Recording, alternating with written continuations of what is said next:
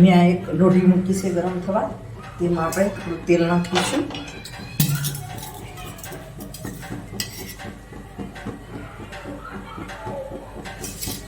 અને આ મરચાં સુધારી લીધા છે, 2 ફાડા કરી લીધા છે. તો આપણે આ મરચાં નાખીશું. બી કાઢતા જઈશું આ રીતે. નીકળે એટલા કાઢી લેવાના, બાકી રહેવા દેવાના. તો આમાં તો બી નીકળ્યા નથી.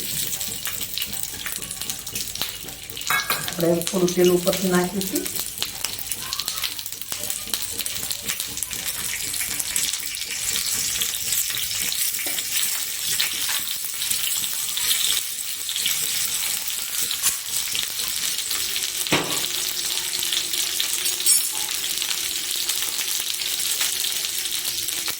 આ રીતે તેલ કાઢે.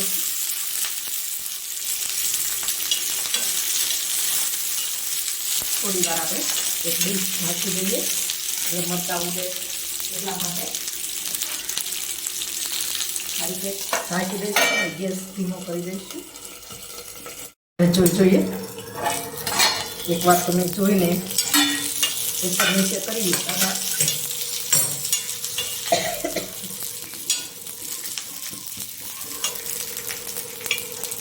તો હવે આપણા મરચાં તળાઈ ગયા છે.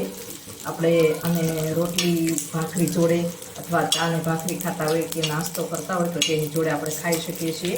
તો એમાં હું થોડું મીઠું નાખીશ સ્વાદ મુજબ. હવે આપણે ગેસ બંધ કરી દઈએ અને આ મેથીનો ભૂકો છે, મેં મેથી શેકી અને ખાંડી રાખી છે. તો આ સ્ટોર કરી રાખી છે, 6 મહિનાથી સ્ટોર કરી છે અને કંઈ ના થાય.